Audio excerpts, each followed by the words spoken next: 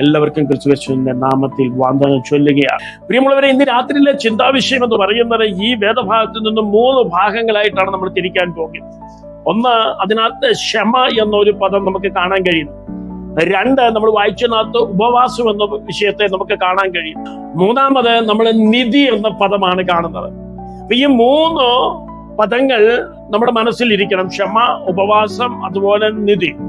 ക്ഷമയുടെ പദം നമുക്കറിയാം, അതിന്റെ 6-ാം അധ്യായം 14 മുതൽ 15 വരെയുള്ള ഭാഗമാണ്. അപ്പോൾ തന്നെ ഉപവാസം 16 തൊട്ട് 18 വരെയുള്ള വചനമാണ്. പിന്നെ 19 മുതൽ 21 വരെയുള്ള വചനത്തിലാണ് നിധി എന്ന പദം കാണുന്നത്. ഈ 3-നും ദൈവം കൊടുക്കുന്ന സന്ദേശം എന്താണെന്ന് നമുക്കൊന്ന് ഗ്രഹിക്കാം. അപ്പോൾ തിരുവചനത്തിന്റെ നടുവിൽ ഈ 3 കേന്ദ്ര വിഷയങ്ങളെ നമ്മൾ മനസ്സിലാക്കുക. നമുക്കറിയാമല്ലോ, കർത്താവായ യേശുക്രിസ്തുവിന്റെ ഗിരിപ്രഭാഷണം 5-ാം അധ്യായത്തിൽ തുടങ്ങിയിരിക്കുകയാണ്. അത് ഏതാണ്ട് 7-ാം അധ്യായത്തോടുകൂടി അത് അവസാനിക്കും. പിന്നീട് 8-ാം അധ്യായത്തിലേക്ക് വരുമ്പോൾ മലയിൽ നിന്ന് യേശു താഴ്വാരത്തിലേക്ക് കടന്നു വന്ന് സ്വർഗരാജ്യത്തിന്റെ മിനിസ്ട്രിയിലേക്ക് പ്രവേശിക്കുകയാണ്. നമ്മൾ എപ്പോഴും മനസ്സിലാക്കേണ്ടുന്ന ഒരു ചിന്താ വിഷയം ഇതാണ്: നമ്മുടെ പൗരത്വം സ്വർഗത്തിലാണ് എന്നുള്ളത് മനസ്സിലാക്കുക. അപ്പോൾ തന്നെ ക്രിസ്തുവിൽ വിശ്വസിക്കുന്ന നമ്മുടെ പേര് ജീവന്റെ പുസ്തകത്തിൽ എഴുതിയിരിക്കുന്നു എന്നും വിശ്വാസത്തോടെ മനസ്സിലാക്കുക. ഇപ്പോൾ നാം ആയിരിക്കുന്ന ഭൂമിയിൽ ദൈവത്തിന്റെ രാജ്യം വളർത്തിയെടുക്കുക എന്നുള്ളതാണ്. എങ്ങനെ സ്വർഗരാജ്യം ആയിരിക്കുന്നുവോ അതേ രാജ്യം, അതേ മഹത്വം, അതേ അധികാരം, അതേ വൈഭവം നമ്മുടെ ജീവിതത്തിലൂടെ വെളിപ്പെടുക എന്നുള്ളതാണ് കർത്താവ് ആഗ്രഹിക്കുന്നത്. അതിന് നമ്മുടെ ജീവിതത്തിന്റെ സകല കാര്യങ്ങളെ അയവിറക്കിക്കൊണ്ട് കർത്താവ് നമ്മോട് സംസാരിക്കുന്നു.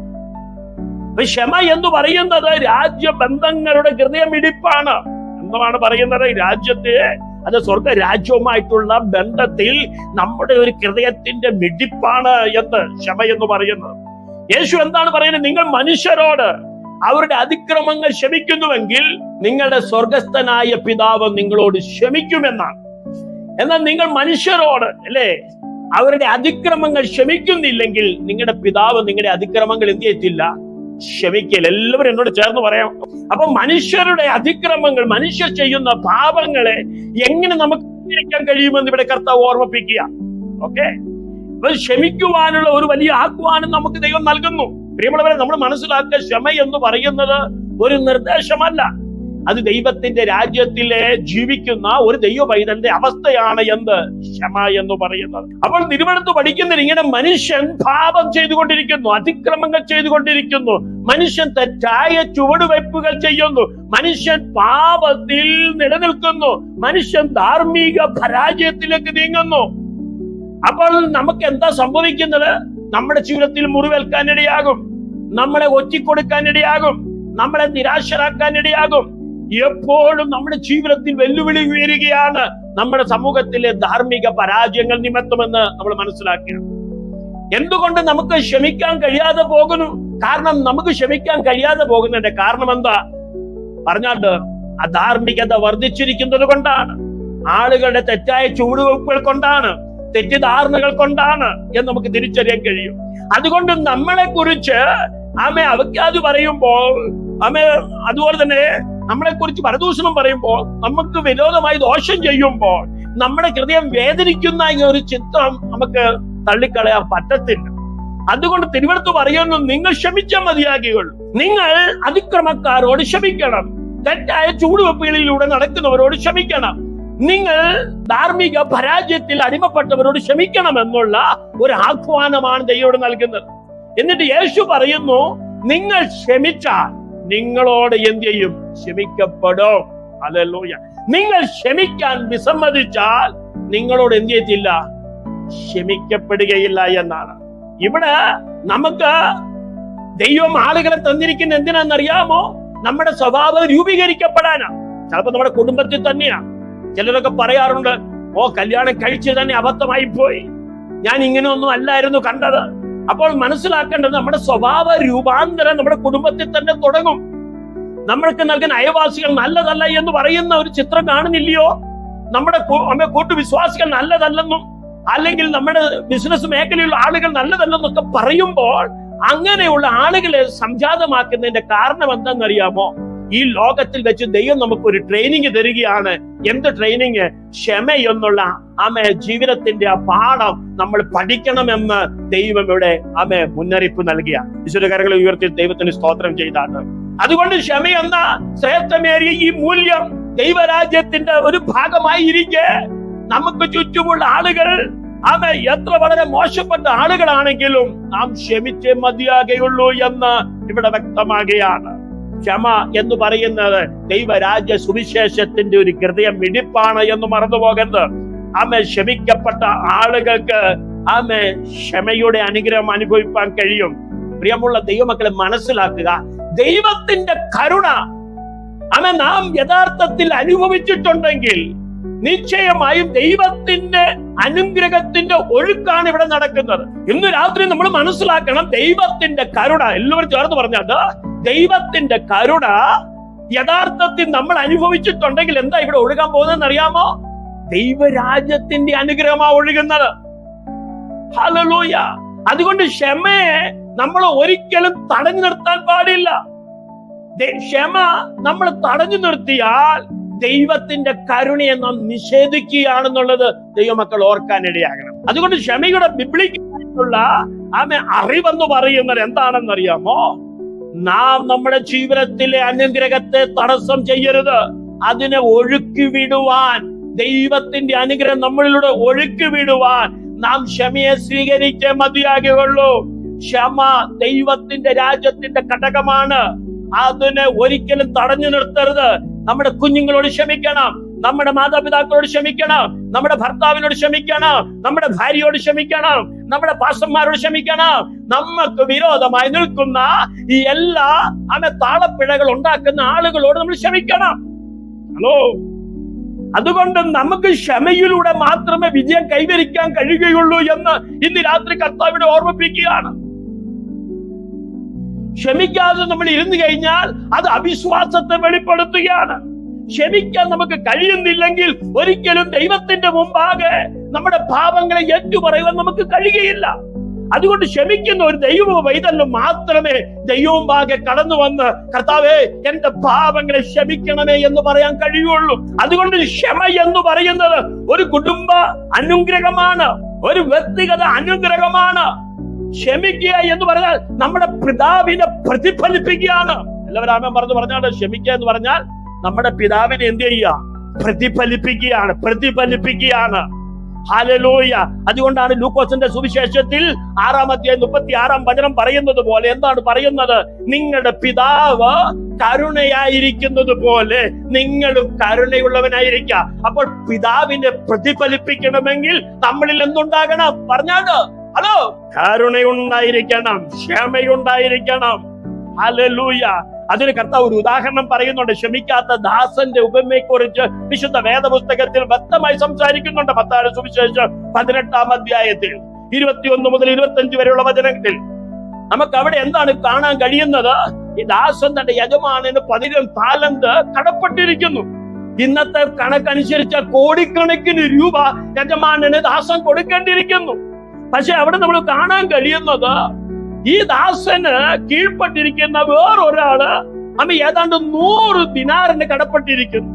അവനെ വഴിക്കൽ വെച്ച് കണ്ടപ്പോൾ എന്താണ് സംഭവിച്ചെന്ന് അറിയാമോ? അവനെ എന്ത് ചെയ്തു? കഴുത്തിന് പിടിക്കാനിടയായി, അവനെ ഉപദ്രവിക്കാനിടയായി, അവനെ ദണ്ഡിപ്പിക്കാനിടയായി. എന്നാൽ ഈ വസ്തുത യജമാനൻ അറിഞ്ഞപ്പോൾ യജമാനൻ ഈ ദാസനെ വിളിക്കുന്നത് എന്തെന്നറിയാമോ? ദുഷ്ടദാസനെ എന്നാണ് വിളിക്കുന്നത്. കാരണം കോടിക്കണക്കിന് രൂപ കടപ്പെട്ടിരിക്കുമ്പോഴും യഥാർത്ഥ യജമാനൻ അത് ഇളച്ചു കൊടുത്തിട്ട് തനിക്ക് കീഴെയുള്ളവൻ 100 ദിനാറിന് കടപ്പെട്ടപ്പോൾ അതിന് ക്ഷമിക്കുവാൻ, അതിനൊന്ന് ഇളച്ചു കൊടുക്കാൻ കഴിയാതെ അവന്റെ ക്രൂര സ്വഭാവം വെളിപ്പെട്ടപ്പോൾ യജമാനൻ അവനെ ദുഷ്ട എന്നാണ് വിളിക്കുവാനിടയായത്. ഹല്ലേലൂയ. അപ്പം തിരുവനന്തപുരത്ത് നമ്മളെ ചലഞ്ച് ചെയ്യുന്ന ഒരു കാര്യം ഇതാണ്. കരുണ എന്നത് പറയുന്നത് അനുഭവിക്കാനുള്ളതാണ്. കരുണ എന്നത് ഷെയർ ചെയ്യാനുള്ളതാണ്. കരുണ ഒരിക്കലും തടഞ്ഞു വെക്കരുത് എന്ന് ഇവിടെ വ്യക്തമാക്കുന്നു. കരുണ, ക്ഷമ തടഞ്ഞു വെച്ചാൽ അത് കാപട്യമാണ് എന്ന് ഇവിടെ വചനം വ്യക്തമായി വിളിച്ചു പറയുകയാണ്. എത്ര പേർക്ക് ആമേൻ സ്തോത്രം ചെയ്യാൻ കഴിയും?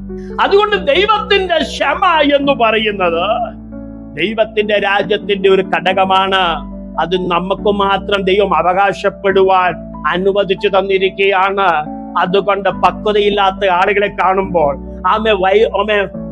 വൈകല്യമുള്ള സ്വഭാവമുള്ള ആളുകളെ കാണുമ്പോൾ, നാക്കുകൾ കെട്ടുപിണഞ്ഞിരിക്കുന്ന ആളുകളെ കാണുമ്പോൾ, ദുഷ്ടന്മാരെ കാണുമ്പോൾ നമ്മൾ ക്ഷമിക്കപ്പെടുന്ന ഒരു ഹൃദയവുമായിട്ട് വേണം മുന്നോട്ട് പോകുവാനെന്ന് പരിശുദ്ധാത്മാവ് ഉപദേശിക്കുകയാണ്. കാരണം ദൈവം നമുക്ക് അനുകൂലമെങ്കിൽ പ്രതികൂലമാര്. ദൈവം നമുക്ക് ഒരിക്കലും ദോഷം ചെയ്യല്ല. നീ നിർമ്മലനായിരിക്കണം, നീ സത്യസന്ധനായിരിക്കണം, നിന്നിലുള്ള കരുണയും ക്ഷമയും അളവ് കൂടാതെ ഒഴുകുവാനിടയാകണം. നിന്നെയും എന്നെയും കാണുന്ന ഒരു ദൈവ സ്വർഗത്തിലുണ്ട് എന്ന് ഇന്ന് രാത്രി ദൈവം വിളിച്ചു പറയുക. ഈ രാത്രി വചനം കേൾക്കുന്ന ദൈവ മക്കളെ, ക്ഷമ എന്ന് പറയുന്നത് യേശു ക്രിസ്തുവിലുള്ള ഒരു അടയാളമാണ്. ഇത് പിതാവിന്റെ സ്വഭാവത്തെ എന്ത് ചെയ്യുന്നു? പ്രതിഫലിപ്പിക്കുന്നു എന്നിവിടെ മനസ്സിലാക്കുന്നു. യേശു ക്രിസ്തുവിന്റെ ആത്യന്തികമായ ഒരു തെളിവ് കുരിശിൽ നമുക്ക് കാണാൻ കഴിയും. ലൂക്കോസിന്റെ സുവിശേഷം 23-ാം അധ്യായത്തിൽ അത് വ്യക്തമാക്കുന്നു. 34-ാം വചനത്തിൽ പിതാവേ ഇവരോട് ക്ഷമിക്കണമേ എന്ന് പറഞ്ഞ്, ഇവരുടെ അറിവില്ലായ്മയോ ദൈവം കണക്കിടല്ലേ എന്ന് പറഞ്ഞ ആ വൈകാരികതയെ നമ്മൾ തള്ളിക്കളയരുത്. ലോകരക്ഷകനായി വന്ന ക്രിസ്തു, സകല ജനത്തിനും മാതൃകയായി തീർന്ന ക്രിസ്തു, രോഗികളെ സൗഖ്യമാക്കിയ ക്രിസ്തു, അനേകർക്ക് പുതുജീവൻ നൽകിയ ക്രിസ്തു, അധികാരികൾ അവരെ തകർത്തു കളയുമ്പോൾ, ഈ ലോകത്തിലെ നിയമങ്ങൾ കുരുക്കിട്ടുകൊണ്ട് യേശുവിനെ ഇല്ലായ്മ ചെയ്യാൻ ശ്രമിക്കുമ്പോൾ, സകല ജനതയ്ക്കും അനുകൂലമായി നിൽക്കെ ഇവിടെ യേശു ക്രിസ്തുവിന് വേണ്ടി സകല ജനതയും വിരോധമായി നിൽക്കുന്ന അവസ്ഥ.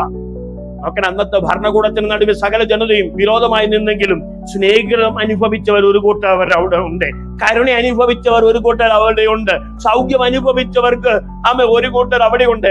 അവർക്ക് ആർക്കൊന്നും ചെയ്യാൻ കഴിയാതിരിക്കെ പിതാവിന്റെയും പുത്രന്റെയും പരിശുദ്ധാത്മാവിന്റെയും നാമത്തിൽ ഇന്ന് രാത്രി ഞാൻ വിളിച്ചു പറയുന്നു, യേശു ക്രിസ്തു കാണിച്ച മാതൃക നമ്മൾ ഏറ്റെടുത്ത് മതിയാകിയുള്ളൂ.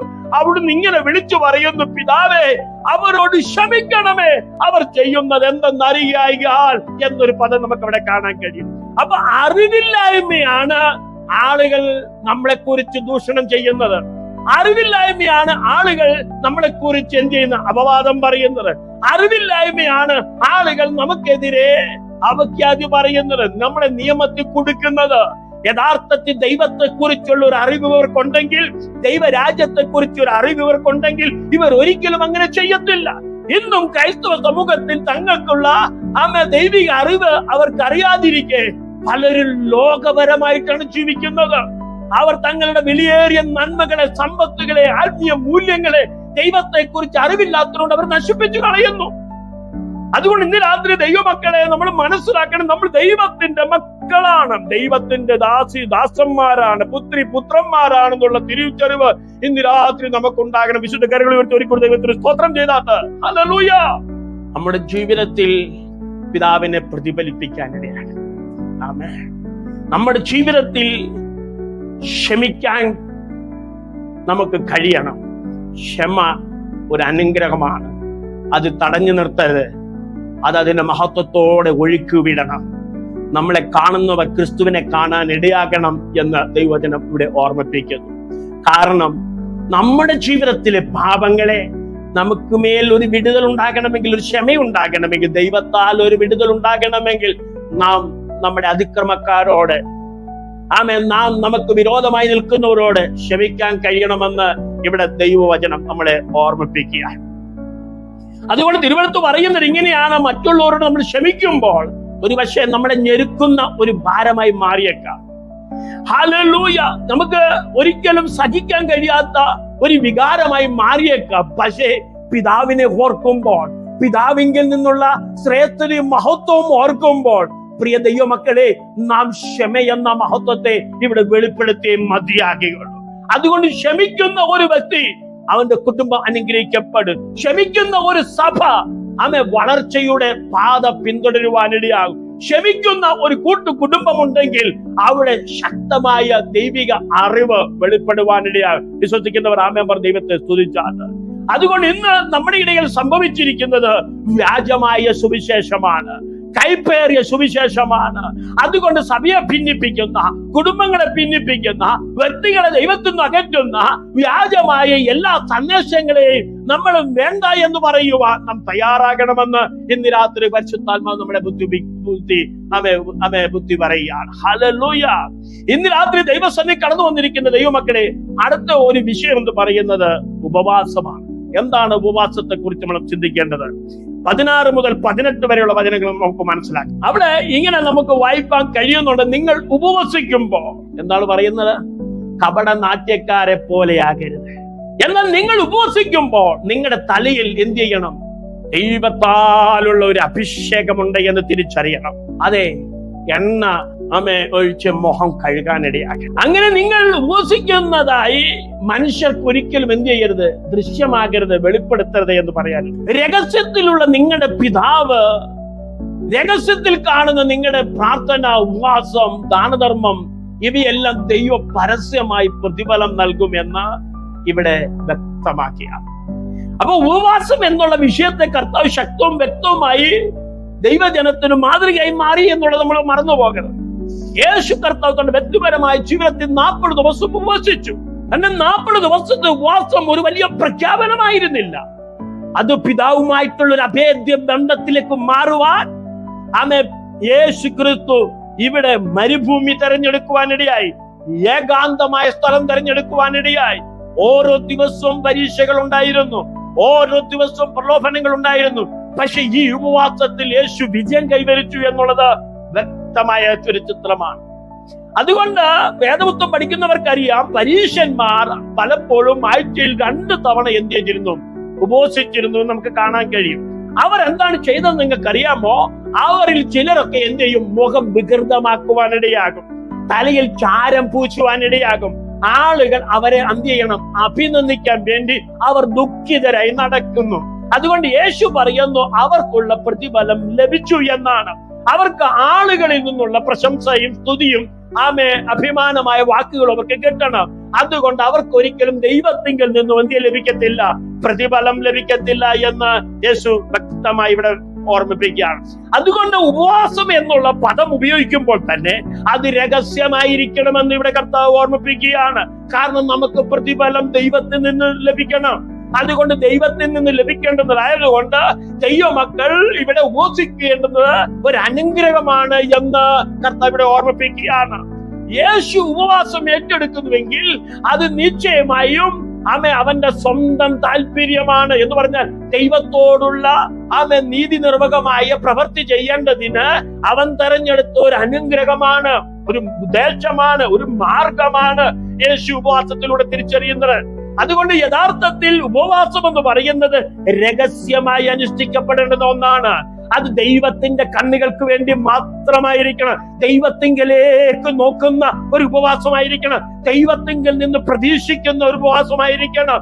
അതുകൊണ്ട് ശക്തവും വ്യക്തവുമായി ദൈവവചനം പറയുന്നു, നമ്മൾ നല്ല ആരോഗ്യമുള്ളവനെ പോലെ മുഖം കഴുകി സുന്ദരനായി സുമുഖനായി പ്രാർത്ഥന ജീവിത മനോഭാവത്തോടുകൂടെ നല്ല രീതിയിൽ ജീവിക്കുവാൻ കർത്താവ് ഇവിടെ ശക്തമായി നമ്മോട് സംസാരിക്കുകയാണ്. അതുകൊണ്ട് മനുഷ്യരുടെ ഒരു പ്രശംസയ്ക്ക് വേണ്ടി അയ്യോ അയ്യോ ഞാൻ ഉപവാസമാണ് എന്ന് ലോകം മുഴുവൻ കൊട്ടിഘോഷിക്കും, പേഴ്സണലായിട്ട് മറ്റുള്ളവരുമായിട്ട് ഷെയർ ചെയ്യുന്ന ഒരു സ്ഥിതിവിശേഷം അവസാനിപ്പിച്ചുകൊണ്ട് ഇത് രഹസ്യമായിട്ടാണെന്നുള്ള ഒരു സ്ഥിതിവിശേഷം മനസ്സിലാക്കി അതിന്മേലുള്ള ഒരു താല്പര്യം ഉണ്ടാക്കണമെന്ന് കർത്താവിടെ മുന്നറിയിപ്പ് നൽകുകയാണ്. ഉപവാസം പേഴ്സണൽ ഉപവാസമുണ്ട്, സഭയുടെ ഉപവാസമുണ്ട്, അതുപോലെ ഒരു രാജ്യം മുഴുവൻ ഉപവസിക്കുന്ന ഉപവാസമുണ്ട്. എങ്ങനെ ഉപവാസത്തെ കുറിച്ച് വിവിധമായ നിലയിൽ വേദപുസ്തകം സംസാരിക്കുന്നുണ്ട്. എങ്കിലും ഉപവാസം എന്നുള്ള പദത്തെ മുൻനിർത്തിക്കൊണ്ട് ദൈവം ഓർമ്മിപ്പിക്കുന്നത് രഹസ്യമായി അനുഷ്ഠിക്കേണ്ടുന്ന ഒന്നാണ് എന്ന് ഇവിടെ വ്യക്തമാക്കുകയാണ്. ഒരിക്കൽ കൂടെ വിശുദ്ധ കാര്യങ്ങളിൽ ദൈവത്തെ സ്തുതിച്ചാണ്. അപ്പോൾ ഈ ഉപവാസത്തിലുള്ള ദൈവിക ശാസ്ത്രം അല്ലെങ്കിൽ ബിബ്ലിക്കൽ തിയറി എന്ന് പറയുന്നത്, തിയോളജിക്കപരമായ വിഷയം എന്ന് പറയുന്നത്, പ്രിയമുള്ളവരെ, ഒരു ദണ്ഡനമല്ല, ഒരു സ്വയം പണിഷ്മെന്റ് അല്ല. ഇത് ദൈവത്തിന്റെ സന്നിധിയിലുള്ള ഒരു ആഗ്രഹമാണ്. മനുഷ്യർക്ക് ആഗ്രഹമുള്ളതുപോലെ ആത്മാവിൽ ജീവിക്കുന്ന ഒരു ദൈവവൈദ്യന് ഒരു ആഗ്രഹമുണ്ട്. എന്താണെന്ന് അറിയാമോ? എനിക്ക് ദൈവത്തോട് ചേർന്ന് നിൽക്കണമെന്നുള്ള ഒരു ആഗ്രഹമാണ് ഉപവാസം. ഹല്ലേലൂയ. അവന്റെ ഹൃദയത്തിൽ നിന്ന് വിളിച്ചു പറയുന്ന ഒരു സന്ദേശമുണ്ട്, ദൈവമേ, ഭക്ഷണത്തെക്കാൾ ഞാൻ നിനക്കായി വിശക്കുന്നു. ഭക്ഷണത്തെക്കാൾ ഞാൻ നിനക്കായി വെള്ളത്തെക്കാൾ ഞാൻ നിനക്കായി ദാഹിക്കുന്നു.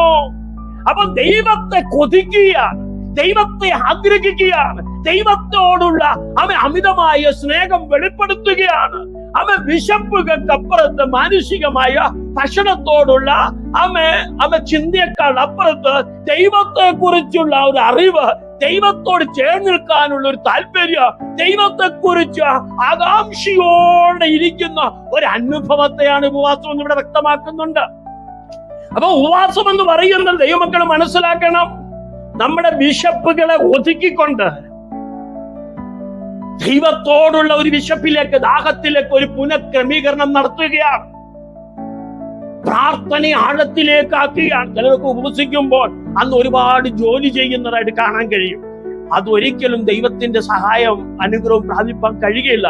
ഉപവസിക്കുന്നു എന്ന് ഹൃദയത്തിൽ തീരുമാനമെടുത്താൽ, ആഗ്രഹം എടുത്തു കഴിഞ്ഞാൽ അന്ന് നമ്മുടെ പ്രാർത്ഥനയുടെ ആഴം ഇവിടെ വെളിപ്പെടുത്താൻ നാം തയ്യാറാകണം. ഹലോ, ഉപവാസം നമ്മളെ ദൈവത്തിന്റെ സന്നിധിയിൽ എന്ത് ചെയ്യുക? താഴ്ത്തുവാനിടയാകുകയാണ്. ഉപവാസം എന്ന് പറയുന്നത് ആത്മാവിലുള്ള ഒരു ആശ്രയത്വം, അല്ലെങ്കിൽ വ്യക്തവും പൂർണ്ണതയുമുള്ള ഒരു ദൈവിക മുഖത്തിലേക്ക് എത്തപ്പെടുവാൻ, ആ മുഖപ്രകാശം നമ്മുടെ മേൽ പതിക്കത്തക്ക നിലയിലുള്ള ഒരു ദൈവികമായ അഭേദ്യ ബന്ധത്തേക്ക് മാറ്റുകയാണ് എന്ത്? ഉപവാസം. Hallelujah, hallelujah. യേശുവിന്റെ രക്തത്താലും വചനത്താലും ജയമെടുക്കുന്നു. നമ്മൾ എല്ലായ്പ്പോഴും പ്രാർത്ഥനയിൽ നിൽക്കുമ്പോൾ തന്നെ ആഴ്ചയിൽ 2 വട്ടം വചനം പറയുന്നത് ഇങ്ങനെയാണ്: നിങ്ങൾ പരീശന്മാരെക്കാൾ നിങ്ങൾ മുന്നേ വരുന്നുവെങ്കിൽ മാത്രമേ സ്വർഗരാജ്യം അവകാശമാക്കിയുള്ളൂ. മറ്റൊരു വചനമുണ്ട്. എന്ന് പറഞ്ഞു കഴിഞ്ഞാൽ ആഴ്ചയിൽ ഒരു ആത്മീക്ക് കഴിവതും 2 ദിവസമല്ല 3 ദിവസം ഊസിക്കണമെന്നുള്ളൊരു ചിന്തയിലേക്ക് വചനം കൊണ്ടുവരുന്നുണ്ട്. ആത്മീകൻ തങ്ങളുടെ ജീവിതത്തില് സകല സമയവും ദൈവത്തിനായി മാറ്റിയെടുക്കണം.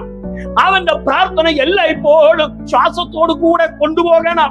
അവനിലുള്ള ഉപവാസം ആഴ്ചയിൽ 2 ദിവസത്തേക്കാൾ അപ്പുറത്ത് 3 ദിവസത്തിലേക്ക് അവനെ ഒരുക്കിക്കൊണ്ട് സംജാതമാക്കുന്ന ഒരു ചിത്രത്തിലേക്ക് ഹൃദയവും ശരീരവും മനസ്സും ആത്മാവും ഒരുപോലെ കൊണ്ടുവരണം. വിശുദ്ധകാര്യങ്ങളോട് ദൈവത്തെ സ്തുതിച്ചാണ്. ഇവിടെ ജഡത്തെ വളർത്താനല്ല ഈ ഉപവാസം. ഇവിടെ ഈ ഉപവാസം എന്ന് പറയുന്നത് ആത്മാവിനെ കൺട്രോളിലാക്കുക, ദൈവാത്മാവിൽ ആശ്രയിക്കാൻ സഹായിക്കുകയാണ്, പരിശീലിപ്പിക്കുകയാണ്. നമ്മുടെ ഭൗമിക വിശപ്പിൽ നിന്ന് സ്വർഗീയ വിശപ്പിലേക്ക്, സ്വർഗീയ നിധിയിലേക്ക് നമ്മുടെ ശ്രദ്ധ കൊണ്ടുവരികയാണ്. അതുകൊണ്ട് മനസ്സിലാക്കണം, ഈ ലോകത്തുള്ള മനുഷ്യരുടെ ഒരു കരഘോഷമല്ല, മനുഷ്യരുടെ പുകഴ്ചയല്ല, മനുഷ്യരുടെ സ്തുതിയല്ല നമുക്ക് ആവശ്യം. മറിച്ച് ദൈവത്തോടുള്ള അടുപ്പമാണ്, നമ്മളിലുള്ള ഒരു ആഗ്രഹമാണ്, പിതാവിനോട് ചേർന്ന് നിൽക്കാനുള്ള ഒരു കൊതിയാണ് ഉപവാസം. ദൈവത്തോട് ചേർന്ന് നിന്ന് ഉപവസിക്കാൻ തയ്യാറായിട്ടുണ്ട്. ഒന്ന് സ്വയം ചോദനയിലേക്ക് മാറുക. ആഴ്ചയിൽ ഒരു നേരമെങ്കിലും ആഹാരം വെടിഞ്ഞ് ഇരിക്കാൻ എത്ര പേർക്ക് കഴിയുന്നുണ്ട്? ആഴ്ചയിൽ 3 ദിവസമെങ്കിലും നമ്മൾ ഉപവസിക്കുക. എപ്പോഴാണെന്നറിയാമോ?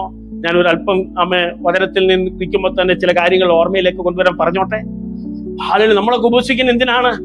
പാസ്പോർട്ട് കിട്ടാന്, വിസ കിട്ടാന്, വീട് വെക്കാന്, മക്കൾ അനുഗ്രഹിക്കപ്പെടാന്. ഇതൊക്കെ നമ്മൾ പഠിച്ചു വെച്ചതും അനുഭവിച്ചതുമായ ഉപവാസം. ഇതിനെ ദൈവം തൂത്തെറിയാണ്. ഇതിനെ ദൈവം കരിയാപ്പല പോലെ വലിച്ചെറിയാണ്. ഈ വെറുതെ നമ്മൾ ഉപവസിക്കുക, പട്ടിണി കിടക്കുകയാണ്. കർത്താവ് ഇത് അംഗീകരിക്കുന്നില്ല. അതുകൊണ്ട് തിരുവെടുത്ത് പറയുന്ന ഉപവാസം എന്ന് പറയുന്നത് ദൈവത്തെ ചേർന്ന് നിൽക്കുക, ദൈവരാജ്യം അന്വേഷിക്കുക. വചനം പറയുന്നു, ഒന്നാമതായി നിങ്ങൾ ദൈവത്തിന്റെ രാജ്യം അന്വേഷിപ്പി, അതോടുകൂടെ ഇതൊക്കെ ലഭിക്കുമെന്ന് പറയുന്നു. എന്ന് പറഞ്ഞാൽ കഴിക്കാനുള്ളത് കാനക്കേല്, പീനക്കേല്, രഹനക്കേല്, പകിനക്കേല് എന്നൊക്കെ ഹിന്ദി പറയുന്നത് പോലെ കൂടി കഴിക്കാൻ വേണ്ടി ഉള്ളത്, ശരീരത്തിന് വേണ്ടിയുള്ളത്, വസ്ത്രം ആവശ്യമാണ്, പാർക്കാൻ വീട് ആവശ്യമാണ്. ഇതെല്ലാം ദൈവം പുറകാല തരും. ഒന്ന്, ദൈവത്തെ കുറിച്ചുള്ള ഒരു വാസം വേണം, അറിയാൻ, ആഗ്രഹിക്കാൻ, ചേർത്ത് നിർത്താൻ, കൂടെ കൊണ്ടുപോകുവാൻ. ദൈവത്തിന്റെ ആത്മാവിൽ നാം സഞ്ചരിക്കുവാൻ ഇവിടെ ഉപവാസം ആവശ്യമാണ്. പകല് ദൈവരാജ്യം അന്വേഷിപ്പി, ധാർമ്മികത വെളിപ്പെടുക, സത്യം വെളിപ്പെടുക, നീതി വെളിപ്പെടുക, ശുദ്ധഹൃദയം വെളിപ്പെടുക, വിശുദ്ധി വെളിപ്പെടുക, താഴ്മയും സൗമ്യതയും വെളിപ്പെടുക, ആത്മീയ ഫലങ്ങൾ വെളിപ്പെടുക, നിത്യതയുടെ സ്വഭാവവും ഗുണവും വെളിപ്പെടുക. ഇവിടെ ഉപവാസം വളരെ ആവശ്യമാണ്. അത് ആഴ്ചയിൽ 3 ദിവസമെങ്കിലും ദൈവമക്കളുടെ ജീവിതത്തിൽ ഉണ്ടാകണമെന്ന് കർത്താവിടെ മുന്നറിയിപ്പ് നൽകിയ ദൈവത്തിന്റെ രാജ്യത്തിൽ ഭരണഘടന വെച്ചിട്ടുണ്ട്. പ്രിയമുള്ളവരെ, വ്യവസ്ഥകൾ വെച്ചിട്ടുണ്ട്. അത് നമ്മൾ പാലിച്ചേ മതിയാകുകയുള്ളൂ. പരീക്ഷന്മാരെക്കാൾ, പരീക്ഷ ഭക്തിയേക്കാൾ വളരെ വലുതാണ് ദൈവമൈതന്റെ ഹൃദയം തുറന്നുള്ള വിശ്വാസവും ഭക്തിയും എന്ന് തിരിച്ചറിയുക. ഇവിടെ ദൈവത്തിന്റെ പരിശുദ്ധാത്മാവ് ഒരുപാട് കാര്യങ്ങൾ നമ്മളെ പഠിപ്പിക്കുന്നുണ്ട്. നമ്മള് വിശക്കുമ്പോൾ ഒരു മാത്മരികമായ മറ്റൊരു വലയത്തിലേക്ക് നമ്മൾ മാറുകയാണ്. കാരണം നമ്മൾ വിശക്കുമ്പോൾ ദരിദ്രന്മാരോടുള്ള ഒരു അനുകമ്പ ഉണ്ടാകും. എത്രയോ ലോകത്ത് ഒരു നേരം ആഹാരം കഴിക്കാതെ, ആഴ്ചകളോളം ആഹാരം കഴിക്കാതെ, വസ്ത്രം ധരിക്കാതെ, വീടില്ലാതെ കഴിയുന്ന ആളുകളിലേക്ക് ഒരു മനത്തിരിവ് ഈ വാസത്തിലൂടെ നമ്മൾ സംജാതമാക്കുകയാണ്. അപ്പൊ ലോകത്തിലുള്ള ആളുകളെ കുറിച്ചുള്ള ഒരു വിവരം കിട്ടും. കഷ്ടതയിൽ കഴിയുന്ന, നരകതുല്യമായ ജീവിതം നയിക്കുന്ന, സാഹചര്യങ്ങൾ അനുകൂലമല്ലാതെ പരിസ്ഥിതിയുടെ സമ്മർദ്ദം കൊണ്ട് ജീവിതത്തിൽ വീർപ്പ് മുട്ടിക്കഴിയുന്ന എത്രയോ താഴേക്കിടയിലുള്ള ആളുകളിലേക്കുള്ള ഒരു മനസ്സിന്റെ ഒരു ഒഴുക്ക് ഈ വാസത്തിലൂടെ നമുക്ക് ലഭിക്കുകയാണ്. കാരണം 3 നേരം 4 നേരം ആഹാരം കഴിക്കുന്നവന് താഴേക്കിടയിൽ ഇരിക്കുന്ന ആളുകളെ ഗ്രഹിക്കാൻ കഴിയത്തില്ല. കഷ്ടതയിൽ കഴിയുന്ന ആളുകളെ ഗ്രഹിക്കാൻ കഴിയത്തില്ല. അവന് എപ്പോഴും അടുത്ത നല്ല ഫുഡ് എപ്പം കിട്ടുമെന്നുള്ളതാണ്. അടുത്ത നല്ല പ്രൊമോഷൻ എപ്പം കിട്ടും, അടുത്ത നല്ല വഴി, അടുത്ത നല്ല അനുഗ്രഹം. അങ്ങനെ നല്ലതെന്ന് പറയുന്നത് എന്താണ്? ഭൂമിയിലുള്ള ആശീർവാദമല്ലയോ നല്ലതെന്ന് കാണുന്നത്? ഭൂമിയിലുള്ള അനുഗ്രഹത്തിനെയല്ലോ നല്ലതെന്ന് പറയുന്നത്? എന്ന ദൈവം നല്ലതെന്ന് പറയുന്നത് അവ വിശക്കുന്നവരെ കാണുമ്പോൾ, പട്ടിണി കിടക്കുന്നവര്, ഭവനമില്ലാതെ കഴിയുന്നവര്, ജീവിതത്തിൽ ജോലി നഷ്ടപ്പെട്ടവരെ, സകർന്നവരെയാണ് നമ്മുടെ ഹൃദയം അന്വേഷിക്കാൻ തയ്യാറാകുമ്പോൾ അങ്ങനെയുള്ള ഹൃദയം തുറന്ന, മനസ്സ് തുറന്ന വ്യക്തിത്വത്തെയാണ് ദൈവം നല്ലതെന്ന് കാണുന്നത്. ഉപവാസം നമ്മെ എന്ത് ചെയ്തിരിക്കുന്നു? മറഞ്ഞിരിക്കുന്ന ഭക്തിയിൽ പരിശീലിപ്പിക്കുകയാണ്. എല്ലാവരും പറഞ്ഞാട്ട്, ഉപവാസം എന്ന് പറഞ്ഞാൽ എന്താണ്? നമ്മളിൽ മറഞ്ഞിരിക്കുന്ന ഭക്തി ഉണ്ടല്ലോ, അതിന് ട്രെയിനിങ് കൊടുക്കുകയാണ്. ഹലോ, ദൈവത്തിന് നന്ദി പറഞ്ഞാൽ നമുക്ക് ദൈവത്തിന്റെ രാജ്യത്തിൽ വളരണം. അടുത്തത് ഞാൻ വേഗത്തിൽ ഒന്ന് സൂചിപ്പിച്ചോട്ടെ. നിധിയെ കുറിച്ച് ഇവിടെ പറയുന്നു. എന്താണ് പറയുന്നത്? പുഴുവും തുരുമ്പും നശിപ്പിക്കുന്ന, കള്ളന്മാർ തുറന്നു മോഷ്ടിക്കുന്ന ഭൂമിയിൽ നിങ്ങൾക്കായി നിക്ഷേപങ്ങൾ എന്ത് ചെയ്യരുത്? സ്വരൂപിക്കരുത്. ഇങ്ങനല്ലേ പറയുന്നത്? എന്നാൽ പുഴുവും തുരുമ്പും നശിപ്പിക്കാത്ത, കള്ളന്മാർ തുറന്നു മോഷ്ടിക്കാത്ത സ്വർഗത്തിൽ നിങ്ങൾക്കായി നിക്ഷേപങ്ങൾ സ്വരൂപിക്കുക. അപ്പോൾ തിരുവനന്തപുരത്ത് ചേർത്ത് ഒന്നും കൂടെ ചലഞ്ച് ചെയ്യുന്ന മറ്റൊരു സന്ദേശം കൂടെ പറയുന്നത് എന്തെന്നറിയാമോ?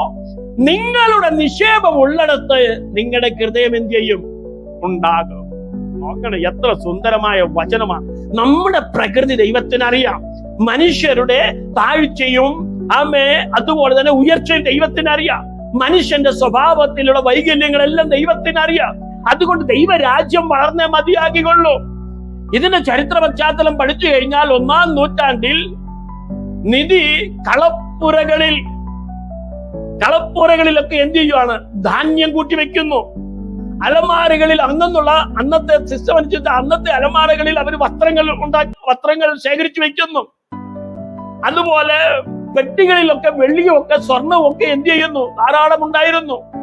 ഇതൊക്കെ മനസ്സിലാക്കിയിട്ട് മനുഷ്യന്റെ ഭൗമിക തലത്തിലുള്ള നിർജീവത്വം കണ്ടിട്ട് ദൈവം പറയുന്നു, പുഴുവൊക്കെ എന്ത് ചെയ്യും? വസ്ത്രങ്ങൾ തിന്നും. ലോകം എന്ത് ചെയ്യും? തുരുമ്പെടുക്കും. എങ്ങനെയല്ല പറയുന്നത്? മണ്ണുകൊണ്ടുള്ള ഇഷ്ടിയ വീടുകളിലൊക്കെ സ്വർണം പൂഴ്ത്തി വെച്ചാൽ അവിടെ കള്ളന്മാർ തുറന്ന് അത് മോഷ്ടിക്കും. അപ്പോൾ ഇവിടെ നമ്മളെ പഠിപ്പിക്കുന്ന ചിത്രം എന്ന് പറയുന്നത് ഭൗമിക സമ്പത്ത് ദുർബലമാണ് എന്നാണ്. എല്ലാവരും ചേർന്ന് പറഞ്ഞാൽ ഭൗമിക സമ്പത്ത് എന്താണ്? ദുർബലമാണ്. അതുകൊണ്ട് തിരിച്ചറിയണം, ഇന്ന് എത്ര സമ്പത്ത് നമ്മുടെ കയ്യിലുണ്ടെങ്കിലും, എന്തുമാത്രം വിലയുള്ള വസ്ത്രങ്ങൾ നമ്മളിൽ ഉണ്ടെങ്കിലും, പരിശുദ്ധാത്മാവ് ഓർമ്മിപ്പിക്കുന്നത് എന്താണെന്നറിയാമോ? ഇത് എല്ലാം പുഴു തിന്നുമെന്നാണ്. ഇത് എല്ലാം തുരുമ്പെടുത്തു പോകുമെന്നാണ്. ഇത് എല്ലാം എന്ത് ചെയ്യും? ഒന്നല്ലെങ്കിൽ മറ്റൊരു നിലയിൽ നഷ്ടപ്പെടുമാണ്. അപ്പൊ എന്താണ് ലോകത്ത് സംഭവിക്കുന്നത്? ഒരുപാട് പേർ ഷെയർ മാർക്കറ്റുകളിൽ സമ്പത്ത് നിക്ഷേപിക്കുന്നുണ്ട്. ഓഹരി വിപണി തകരുമ്പോൾ അതെല്ലാം തകരുകയാണ്. ബാങ്കുകൾ തകരുകയാണ്. പല വീടുകളൊക്കെ കത്തുന്നത് കാണുന്നില്ലയോ? എത്രയോ ജോലികൾ അപ്രത്യക്ഷമാകുന്നു. അപ്പോൾ ഭൗമിക സുരക്ഷ എന്ന് പറയുന്നത് മിഥ്യയാണ്. ഇന്ന് നമ്മുടെ കയ്യിലിരിക്കുന്ന സമ്പത്ത് നാളെ ഒരു സുപ്രഭാതത്തിൽ നമ്മുടെ കയ്യിൽ നിന്ന് നഷ്ടപ്പെട്ടു പോകാം. നമ്മുടെ സമ്പത്തിൽ നമ്മൾ ആശ്രയിക്കരുത്. നമ്മുടെ സമ്പത്ത് കണ്ട് ഒരു ആയുഷ്കാലം മുഴുവൻ ജീവിക്കാമെന്ന് വിചാരിക്കരുത്. നമ്മളിലുള്ള മാനുഷികമായ കണക്കുകൂട്ടലുകളെല്ലാം തെറ്റിക്കാൻ ദൈവത്തിന് ഇതിൽ സെക്കൻഡ് മതി. അതുകൊണ്ടാണ് ദൈവവചനം പറയുന്നത്, സ്വർഗത്തിൽ നിധി സംഭരിക്കുക, സ്വർഗത്തിൽ നിധി സംഭരിക്കുക. എന്താണ് സ്വർഗത്തിൽ നിധി സംഭരിക്കേണ്ടത്? നമ്മൾ ചെയ്യേണ്ടത് കരുണ എന്ന ഇവിടെ ശക്തി വെളിപ്പെടുത്തണം, ഔദാര്യം എന്ന ശക്തി ഇവിടെ വെളിപ്പെടുത്തണം, സുവിശേഷീകരണത്തിനുള്ള ഹൃദയം തുറക്കണം, ശിഷ്യത്വത്തിലേക്ക് ആളുകളെ കൊണ്ടുവരുവാനുള്ള ഹൃദയം തുറക്കണം, പ്രാർത്ഥനയ്ക്ക് വേണ്ടിയുള്ള ഒരു വലിയ ചങ്ങലകൾ ഇവിടെ രൂപപ്പെടണം. ഇതൊക്കെ ചെയ്യുമ്പോൾ എന്താണെന്ന് അറിയാമോ? സ്വർഗത്തിൽ നിത്യ നിക്ഷേപങ്ങൾ ഉയരുകയാണ്. ശ്രദ്ധിക്കുന്നവർ ആമേൻ പറഞ്ഞ് സ്തോത്രം ചെയ്താണ്. അതുകൊണ്ട് തിരുവനന്തപുരത്ത് പറയുന്ന 1 തിമോഥെയോസിന്റെ ലേഖനത്തിൽ 6-ാം അധ്യായം അതിന്റെ 18 മുതൽ 19 വരെയുള്ള വചനങ്ങൾ പൗലോസ് പറയുന്നു, സൽപ്രവർത്തികളിൽ സമ്പന്നരായിരിക്കുക, സ്വർഗരാജ്യത്തിലേക്ക് നിങ്ങളുടെ നിക്ഷേപം സ്വരൂപിക്കുക. അതുകൊണ്ട് ഭൗമിക സ്വത്തുകൾ എന്ന് പറയുന്നത് താൽക്കാലികമാണ്. ഇയ്യോബ് പറയുന്ന ഒരു പദം നിങ്ങൾ ശ്രദ്ധിച്ചിട്ടുണ്ടോ? എത്രയോ വലിയ ധനാഢ്യനായ മനുഷ്യനാണ്. ഊസ് ദേശത്ത് ഒരു പട്ടിണി പാവങ്ങൾ ഇല്ലായിരുന്നു. അത്രമാത്രം ഊസ് ദേശം എന്ന് പറയുന്ന ആ ഗ്രാമം മുഴുവൻ ഇയ്യോബിനാൽ അനുഗ്രഹിക്കപ്പെടുവാനിടയായി. എന്നാൽ ഒരു സുപ്രഭാതത്തിൽ 10 മക്കളും നഷ്ടപ്പെട്ടു, തന്റെ ബിസിനസ് നഷ്ടപ്പെട്ടു, സമ്പത്തെല്ലാം നഷ്ടപ്പെട്ടു. അതുകൊണ്ട് ഭൗമികമായ സകല അനുഗ്രഹങ്ങളും മിഥ്യയാണ് എന്ന് ഇയ്യോബ് തെളിയിച്ചു കൊടുത്തുകൊണ്ട് പറയുന്നു, ഞാൻ നഗ്നനായി വന്നു, ഞാൻ എന്റെ അമ്മയുടെ ഗർഭപാത്രത്തിൽ നിന്ന് പുറപ്പെട്ടു വന്നു, നഗ്നനായി തന്നെ ഞാൻ മടങ്ങിപ്പോകും. യഹോവ തന്നു, യഹോവ എടുത്തു, യഹോവയുടെ നാമം വാഴ്ത്തപ്പെടുമാറാകട്ടെ. അതുകൊണ്ട് പ്രിയമുള്ളവരെ തിരിച്ചറിയുക, ശാശ്വത നിക്ഷേപങ്ങൾ ഒരിക്കലും നശിക്കത്തില്ല. എന്താണ് ശാശ്വത നിക്ഷേപങ്ങൾ? വിളിച്ചു പറയൂ. എന്നിലും നിങ്ങളിലുള്ള കരുണ, മനസ്സലിവ്, ദയ, ഹല്ലേലൂയ, നമ്മളെക്കാൾ താഴെയുള്ളവരെ ഓർക്കാനുള്ള ഒരു ഹൃദയം, ഹല്ലേലൂയ, എന്റെ സമ്പത്ത് നിലനിൽക്കുന്നല്ല എന്നുള്ള ഒരു ചിന്ത, എന്റെ അറിവോ കഴിവോ മിടുക്കോ സാമർഥ്യമോ അടുത്ത സെക്കൻഡ് ഉണ്ടാകുകയില്ല എന്നുള്ള കാഴ്ചപ്പാട്. അതുകൊണ്ട് തിരുവനന്തപുരത്ത് പറയുന്നു, പ്രിയമുള്ളവരെ, ക്ഷയമില്ലാത്ത, മാലിന്യമില്ലാത്ത, വാട്ടമില്ലാത്ത നിത്യമായ ഒരു അവകാശത്തിന് വേണ്ടി സ്വർഗത്തിലെ ദൈവം നമ്മളെ വീണ്ടും ജനിപ്പിച്ചിരിക്കുന്നു. എത്ര പേർക്ക് ആമേൻ പറ സ്തോത്രം ചെയ്യാൻ കഴിയും? എത്ര പേർക്ക് ദൈവത്തെ സ്തുതിപ്പാൻ കഴിയും? വിശുദ്ധ കരങ്ങളോട് ഒരിക്കൽ ദൈവത്തിന് സ്തോത്രം ചെയ്താൽ ഹല്ലേലൂയ, ഹല്ലേലൂയ. എല്ലാവരും അല്പനിമിഷം ദൈവത്തെ സ്തുതിച്ചാണ്. ഇന്ന് രാത്രി സെക്ഷൻ അവസാനിപ്പിക്കുന്നതിന് മുമ്പ് നമ്മുടെ ഹൃദയം ദൈവം ഭാഗ്യ സമർപ്പിച്ചാണ്. എല്ലാവരും പ്രാർത്ഥിച്ചുകൊണ്ടിരുന്നാണ് യേശുവിന്റെ നാമത്തിൽ. ഇന്ന് രാത്രി കേൾക്കപ്പെട്ട വചനത്തിന് മുമ്പാകെ നയവർക്കിക്കാണ്. കർത്താവേ, ഞാൻ പൂർണ്ണ ഹൃദയത്തോടെ, ഞാൻ പൂർണ്ണ മനസ്സോടെ, ഞാൻ പൂർണ്ണ ആത്മാവോടെ അങ്ങയെ സ്നേഹിക്കും. എന്റെ ജീവിതത്തിൽ ദൈവരാജ്യത്തിന്റെ ഘടകമാകുന്ന ക്ഷമയെ ഞാൻ സ്നേഹിക്കുന്നു, കരുണയെ ഞാൻ സ്നേഹിക്കുന്നു, ആത്മീയ അനുഗ്രഹങ്ങളെ ഞാൻ സ്നേഹിക്കുന്നു. അത് ഞാൻ വെളിപ്പെടുത്തും. നിന്റെ രാജ്യം എന്നിൽ വളരണമേ.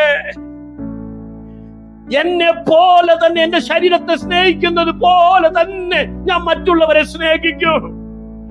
എന്നെ എങ്ങനെ ഞാൻ സ്നേഹിക്കുന്നു, എന്നെ ഞാൻ എങ്ങനെ കരുതുന്നു, അതുപോലെ ഞാൻ മറ്റുള്ളവരെ കരുതും. എന്റെ ശരീരത്തെ എങ്ങനെ ഞാൻ വിലമതിക്കുന്നുവോ അതേപോലെ ഞാൻ മറ്റുള്ളവരെ വിലമതിക്കും. ഏറ്റവും വലിയ കൽപ്പന എന്താണ്? പൂർണ്ണ ഹൃദയത്തോട്, പൂർണ്ണ മനസ്സോട്, പൂർണ്ണ ആത്മാവോട്, പൂർണ്ണ ശക്തിയോട് ദൈവത്തെ സ്നേഹിക്കണം. ഇതാകുന്നു വലുതും ഒന്നാമതുമായ കൽപ്പന. രണ്ടാമത്തെ എന്താണ്? കൂട്ടുകാരനെ നിന്നെ പോലെ സ്നേഹിക്കണം. നിന്നെ പോലെ എന്ന് പറഞ്ഞാൽ നമ്മുടെ ശരീരത്തെ എന്തുമാത്രം വിലമതിക്കുന്നുവോ, നാം എത്രമാത്രം ശ്രേഷ്ഠവും മഹത്വമായ ആഹാരവും വസ്ത്രവും ധരിക്കുന്നുവോ അതേപോലെ നിന്റെ സ്നേഹിതനും വസ്ത്രം ധരിക്കണം. നിന്നെ പോലെ ശ്രേഷ്ഠമേറിയ ആഹാരം അവനും കഴിക്കണം. അവൻ ദുഃഖിക്കുന്നത് നീ കാണരുത്. ദൈവത്തിന്റെ രാജ്യം എവിടെയാണ്? വിളിച്ചു പറയാ, ദൈവത്തിന്റെ രാജ്യം എവിടെയാണ്? ഇവിടെയുണ്ട്, ഇവിടെയുണ്ട്. നിന്റെ വീട്ടിലുണ്ട്, നമ്മുടെ വീട്ടിലുണ്ട്. ദൈവരാജ്യം നികട് ഹേ. ദൈവരാജ്യം നമ്മുടെ അടുത്തുണ്ട്. ഈ ദൈവരാജ്യത്തെ കാണുക. ഈ ദൈവരാജ്യത്തിലുള്ള രാജാവുമായിട്ട് സംസാരിക്കുക. ഈ ദൈവരാജ്യത്തിലുള്ള രാജാവുമായിട്ട് ജീവിക്കാൻ തയ്യാറാകുക. സ്വതന്ത്രമായി ക്ഷമിക്കാൻ തയ്യാറാകുക. രഹസ്യമായി ഉപസിക്കാൻ തയ്യാറാകുക. ശാശ്വതമായി നിക്ഷേപിക്കാൻ തയ്യാറാകുക. ഇതൊരിക്കലൊരു ഭാരമല്ല, ഇതൊരു അനുഗ്രഹമാണ്.